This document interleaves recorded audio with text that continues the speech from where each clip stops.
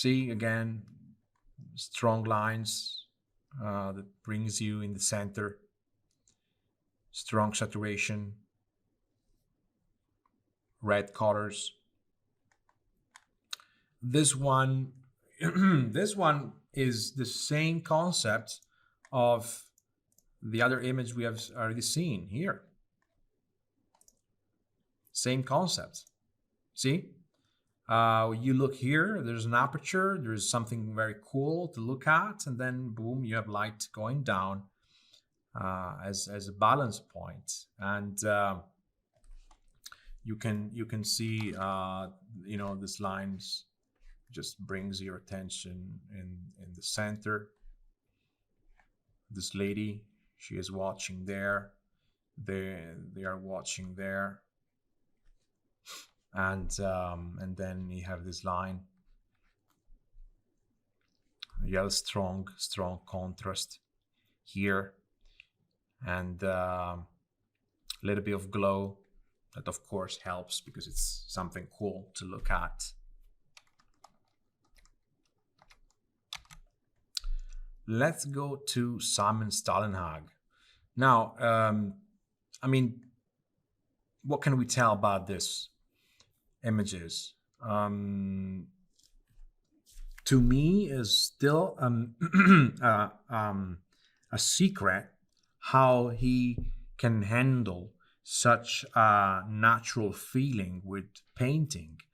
And but what I see, okay, of course, you can tell there's like photographic rules. You see this again, an arrow pointing to the focus point,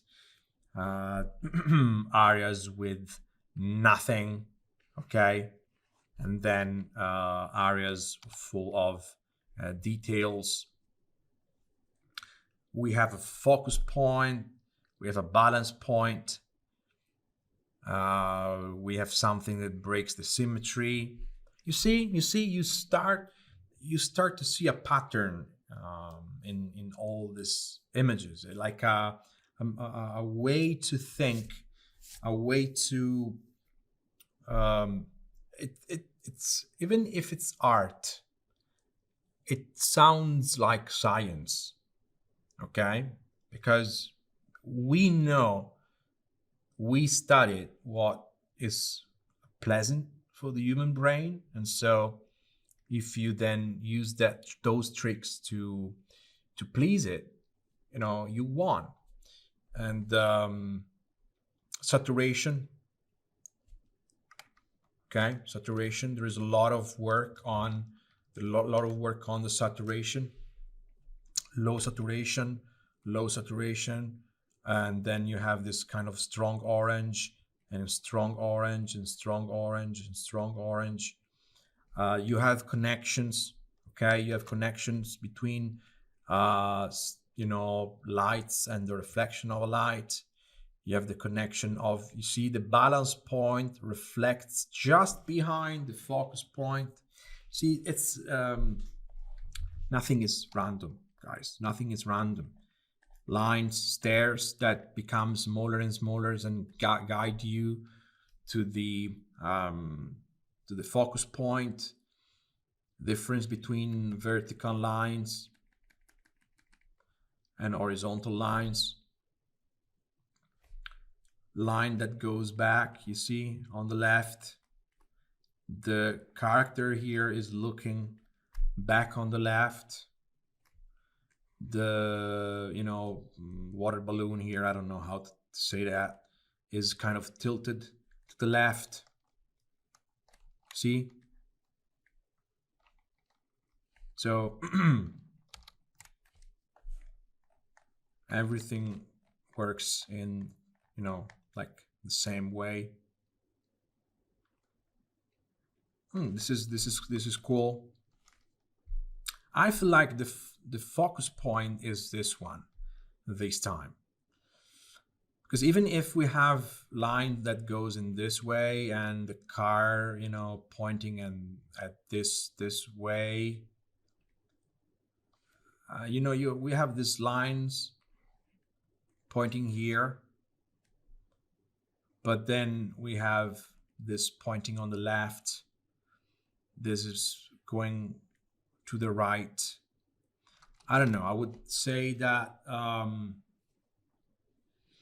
if I could, I would try to just rotate the image anti-clockwise for a few degrees to make this line here to go a little bit like this. I don't know. I would love to make a test. Maybe I will.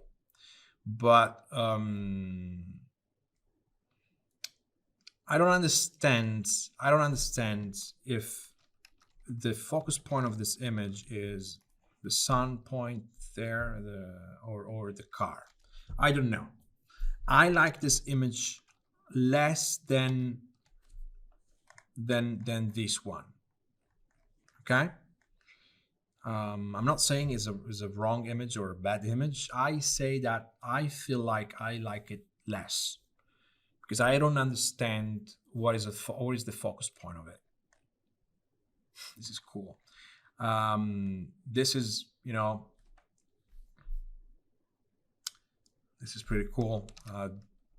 Focus point, balance point. This time this is the balance point, and you can tell because the robot is looking there. And you see lines going there, a connection between the focus point and the balance. You see the reflection. This shapes going into the center.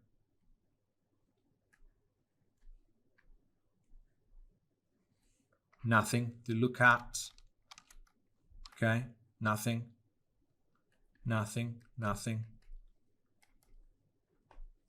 And then a lot of details.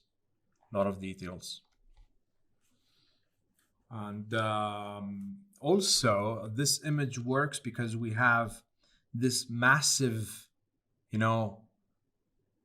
kind of evil thing there, which is, Avi. And then the robot here, it's kind of, it looks like he's scary, is afraid of something. The way he has like the legs and the arms, and the fact that he's looking back. So it means that he's moving away from this point here.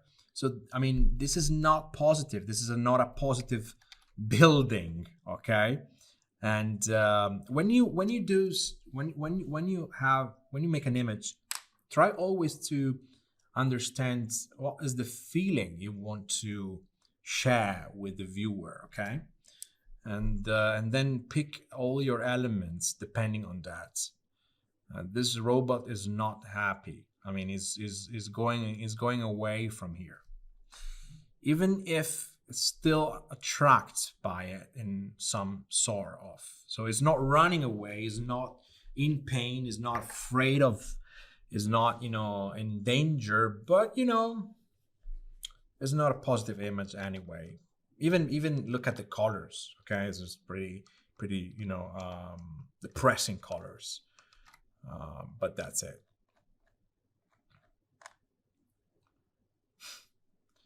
Of course, this is, some of them are kind of descriptive because these shots, most of the time, they are part of, I believe they're part of image plan for a movie, for storyboard, right? So, this is imagine this is as a scene for a shot, and it works if you think like that. And of course, we have the focus point, and is looking back on the left, and even this thing here is going back on the left, and we have the sun here. We have this that works as a wall. We have repetition. This is a very complex image. Probably too much. I don't know. Is probably works anyway without elements. you know what, sometimes you can take the image, put it in Photoshop, select some areas and content, and fill with content aware to, you know, delete those elements and see if it works better for you. Again, for you, I'm not saying this is wrong, okay? It's just my take on it.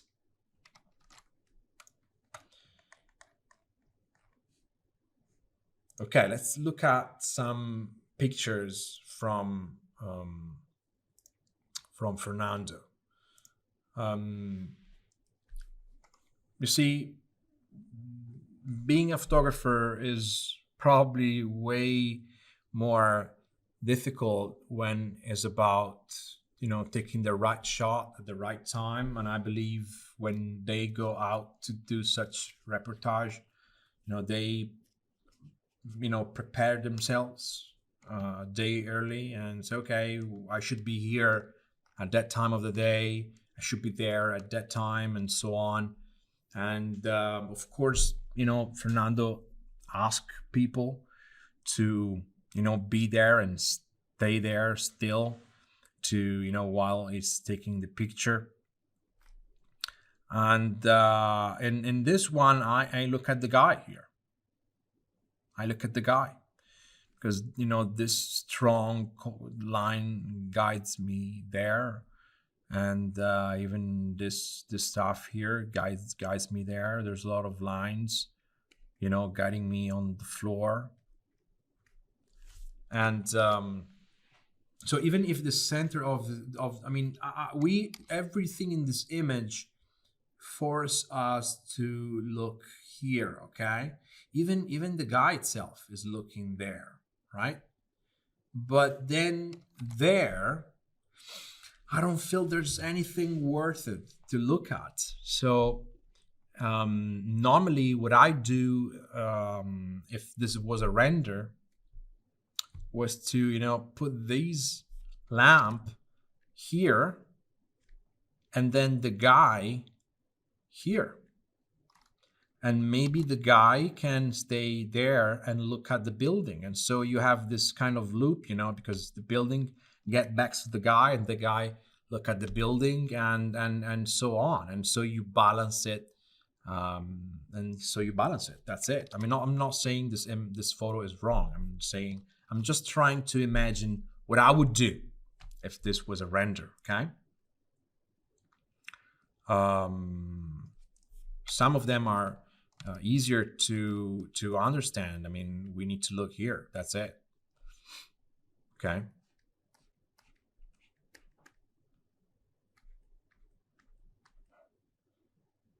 So I selected a few more images from Fernando Guerra, Afton Crow, and Yuan Man as examples. Look at this one. There's something amazing happening in this image. Remember when I talk about connections, about repetitions? Here we have a rectangle, okay, with inside another rectangle and a line that split them in two. And here, I don't know if it's made on purpose, but, you know, if it is, it's amazing. We have a rectangle, okay, with inside another rectangle and a line that split them in two. So you see, it's the same thing happening on two different things, and I don't know, it blows my mind, okay? Then we have here, of course, some strong guiding lines, and the fact that we have light inside here, of course, force us to look here. Also, we have this line here, this line here, this line here, and, you know, that's it. We have also the reflection of the same window. So, you know, it's like, you know, also the game about the dark, bright, and so on. That helps to make this part a little bit more, you know, pleasant to see and important. Now, if we move here,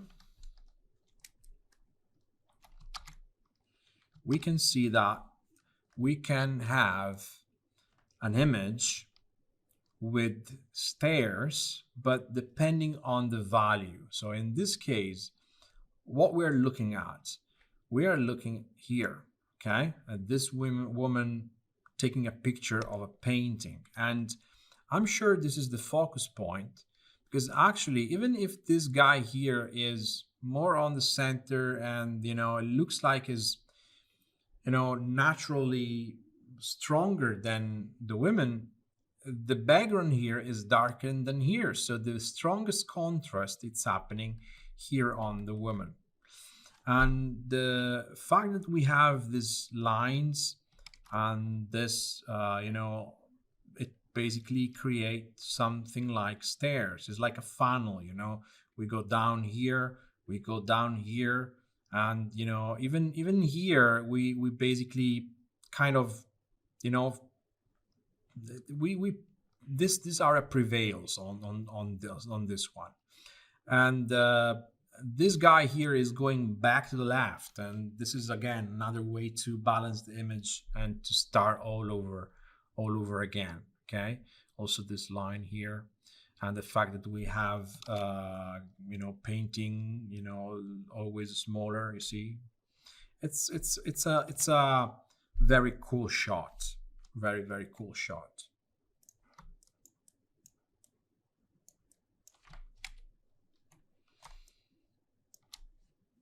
Now, in this one, we can tell there are very strong guidelines that brings you here, okay? But I feel a little bit weird about this image, because even if it's a very probably expensive building, you know, and if you are there, you are probably rich. It's a good day, you know, there's sun, you can go there and lay down on and take some sun bath. The colors and the fact that this area is pitch black, I don't know, it, you know, there's a fight inside my head for this image, because it's not positive. Even if it's a nice place, it's not a positive image. And I believe it's because of the choice of the colors and also the choice of the saturation. Everything looks a little bit sad, but I don't know. Maybe is the willing of the photographer. So, and in this one, I watched this image tons of time, and everything here, everything here brings you to the center of the image here. Okay, sorry if I made a mistake.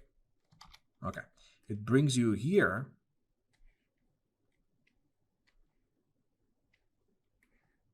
and here even the guy here is looking there, and the boat is looking there. Okay, but then there's nothing there. What we need to look at there, the cool thing in this picture, in this photo, is the guy. And even here, this line is like going back on the left, and now I feel like even the boat is going back on the left. So this is a case where photographers are less lucky than us, because they cannot choose everything. Okay. And I feel like in this picture, the guy is prevalent on the building. And but anyway, it's a cool photo anyway. And I don't know if there's any way to actually make this part kind of stronger. I don't know. In probably, if I could do that in a render, I would turn on a strong light there, very strong light, maybe orangey, just to balance the, you know, green color we have on the water. That would be a good idea if this was a render. Okay. Look at this. This one self-explain. Okay, so we have, see, an arrow pointing here, line pointing here, the text here, so you're attracted by this point. You have the guy here in the center, line here, clouds, the sun. Everything in this image is done to look at this place here, of course. And it's probably on 1/3. Okay, remember, rule of third. If you you try to place something on where the lines cross. Oops, sorry.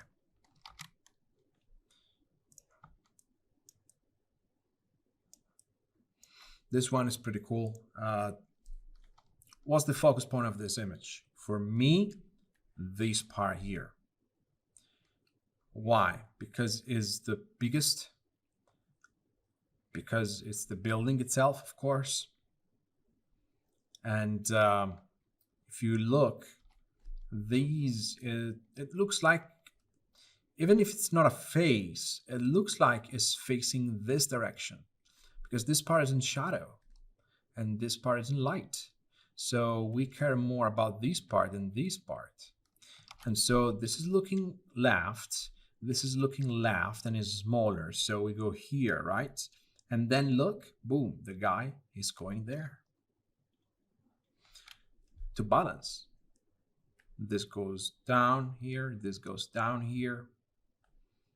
Dark, light, etc.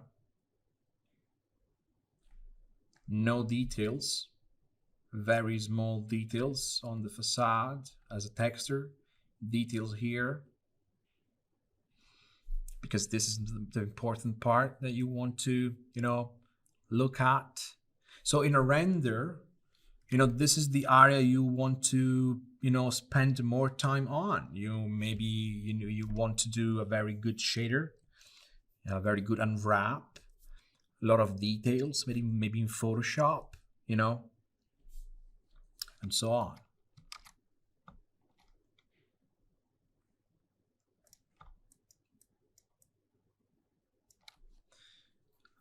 This one, it's weird. So this is like something, I feel like this is something symmetrical, but as you can see, the symmetry is broken, of course, so it's more pleasant. And and of course, this is the focus point, and we have two guys there.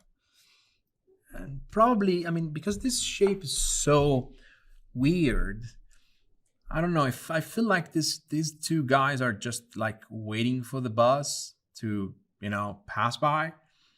And, if you think about it, without these two guys, there's no way to understand what this part of the building is actually. So the two guys will help you to define the usage of this area. And of course, we have blue and orange. So we have this kind of, fight between these two colors. And but you know what, the thing is that we have the strongest contrast possible here, and also these guys is a little bit, it's like moving a little bit, it's like blurred, and that kind of stuff catch the attention for sure.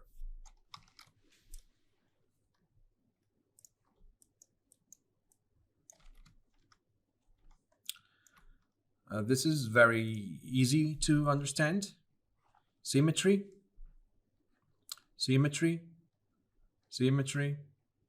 all over the place, and then something that breaks the symmetry. Of course, without this guy, this image would not work as good as it works now. And of course, the guy is going to the left to balance the image, because your eyes will go naturally on the right. Okay? And very dark foreground to say there's nothing to see here, go further.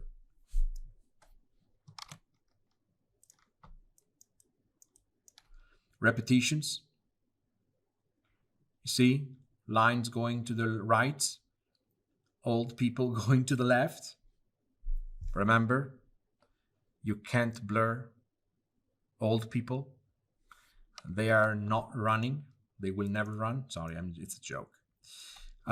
This one, see, it's a funnel. You look there, two people here, a perfect rectangle, nature against human-made stuff. Lot of saturation here. Lot of details, but you know, very, very dense details. So something like noise, you don't spend time looking here. A very black arrow pointing there. And this black part here works as a wall, so your eyes will bounce back. There's nothing to see there. Nothing to see there. Okay. This one is weird to me, and the reason is I feel like that everything in this image, you see, goes basically here. See, even this guy is looking there. This mountain goes back there. But at the same time, this is kind of cut. And so, I don't know, probably was forced to make this shot.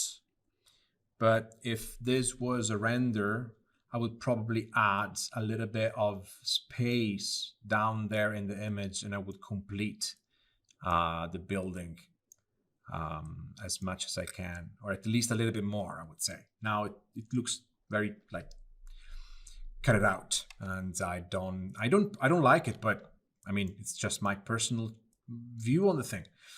Here, I mean, obvious is a loop, nothing more. So you see, you look at this, but it's also a loop, and the symmetry is of course broken by an element. You see that this kind of a circle, this ellipse is kind of tilted. So the horizon is not straight, but it is a little bit tilted. You see, to the left again, because we want to get back on the left.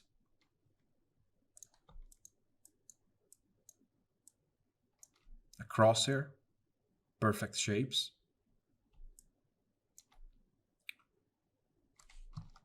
Again, guiding lines.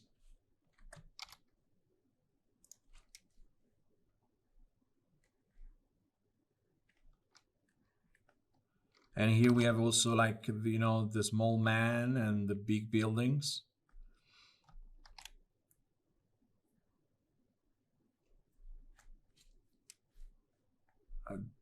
The image looks very, very large. The scene, the world looks very large because there's a lot of fog.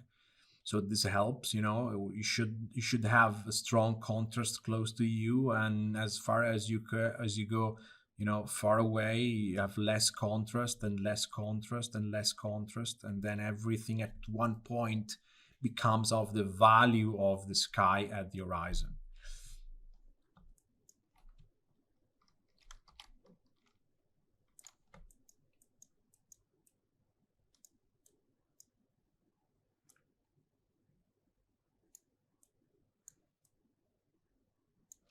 Repetition, repetition, repetition, connection, tree, part of the building, three birds, differences, the new and the old, symmetry.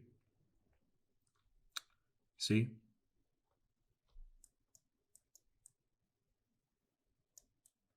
Let me see.